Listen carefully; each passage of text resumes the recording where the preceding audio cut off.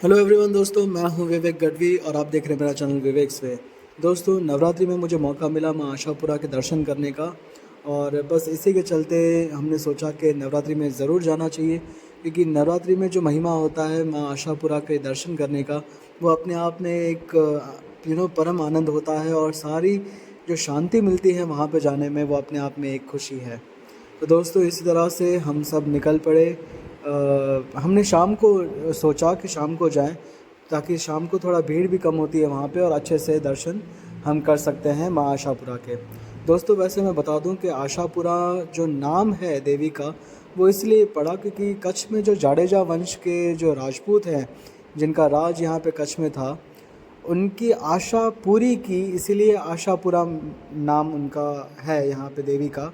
वैसे तो वे आदि आवड़ हैं, चारण कुल की हैं, तो इसीलिए यहाँ पे और महिमा बढ़ जाता है कि हर एक जो अपनी मन से श्रद्धा से यहाँ पे आते हैं, अपनी इच्छा अपनी आशा लेके, देवी उनकी आशा ज़रूर पूरी करती हैं। इसलिए यहाँ पे उनको आशापुरा के नाम से जाना जाता है।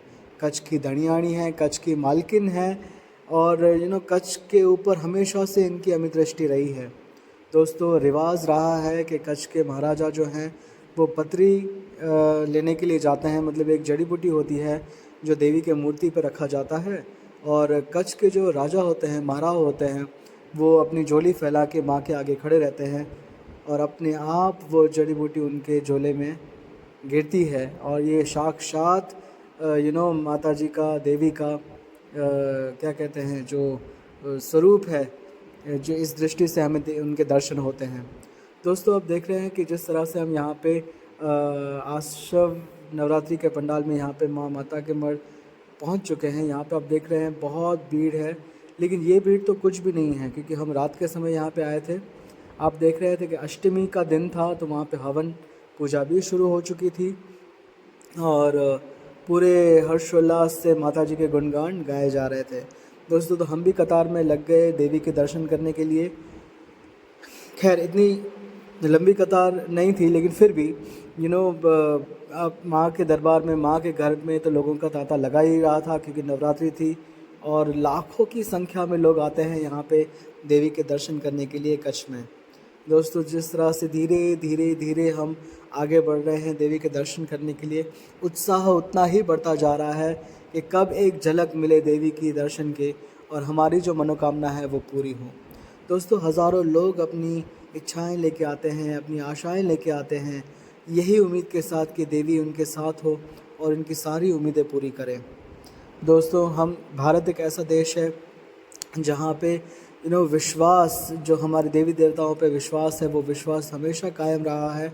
और जो पत्री विधि का जो मैंने किस्सा आपको सुनाया, उसी के कारण हमारा विश्वास और दृढ़ बन जाता है कि हम हमारी देवियों को, हमारी कुल देवियों को, हमारे जो आदि, जो हमारे पूजनीय हैं, उनको हम पूजते रहें, उनको हम मानते रहें, उनकी हम आराधना करते रहें। तो दोस्तों, ये भूकंप में ये मंदिर टूट चुका था और भूकंप के बाद फिर से इस मंदिर का पुनर्निर्माण हुआ है। बहुत ही खूबसूरत मंदिर यहाँ पे बनाया गया है माँ आशापुरा का। आप देख सकते हो कि लोगों की नज़रें, लोग गड़ाए बैठे हैं लाइन में कि बस एक झलक देवी की मिल जाए। और आप देख रहे हो कि यहाँ पे भी हमने कोशिश की कि माँ की झलक मिल जाए, देवी की झलक मिल जाए, और इस तरह से हमने दर्शन किए।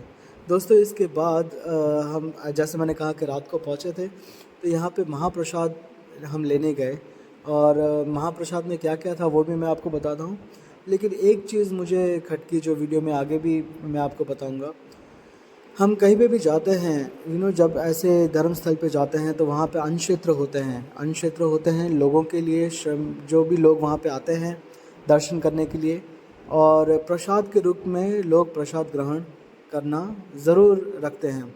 लेकिन जब भी हम ऐसी जगहों पे जाते हैं, तब हमें ये ध्यान रखना चाहिए कि अन्न का कभी भी बेकार नहीं होना चाहिए, उसका हर एक दाना उपयोग में आए, इस तरह से हमें करना चाहिए।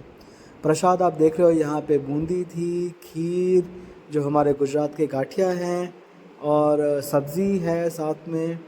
तो इतनी खूबसूरत व्यवस्था यहाँ पे भोजन की गई थी कि इतने लोग, लाखों की संख्या में लोग आने के बावजूद भी यहाँ पे कोई गर्दी नहीं हो रही थी। सब लोग आराम से क्यू में, कतार में लग के प्रसाद ग्रहण कर रहे थे, कहीं पे कुछ धक्का मुक्की नहीं। यहाँ पे आप देख रहे हो सब्ज़ी परोसी जा रही है, गाठिया, बूंदी और ये चावल। सात्विक जो भोजन होता है हमारा भारतीय संस्कृति का, वो यहाँ पे परोसा जाता है और इस तरह से हमने यहाँ पे प्रसाद ग्रहण किया। कितनी खूबसूरत, अब मैं आपको बता नहीं सकता हूँ, इतनी मीठी यहाँ पे प्रसाद है। दोस्तों ये वीडियो मैं आपको ज़रूर दिखाना चाहूँगा। जो लोग अन्न का बगाड़ कर रहे थे, अन्न वेस्ट कर रहे थे, उनको ये जो स्वयंसेवक है वो वहाँ पे उन पैर जोड़ जोड़ के उनको बोल रहे थे कि आप मेहरबानी करके आप अनाज ख़त्म करो, क्योंकि ये वेस्ट इतना हो रहा था जिसकी कोई कल्पना भी नहीं कर सकता है। अनाज खाने के लिए होता है, बिगाड़ने के लिए नहीं होता। अनाज होता है पेट भरने के लिए, हमारी जो ज्येष्ठा अग्नि होती है उसको शांत करने के लिए। लेकिन जब ऐसे लोग जो वही अनाज ऐसे ही फेंक देते हैं, खाया नहीं जाता तो फिर बहुत ही दुख होता है।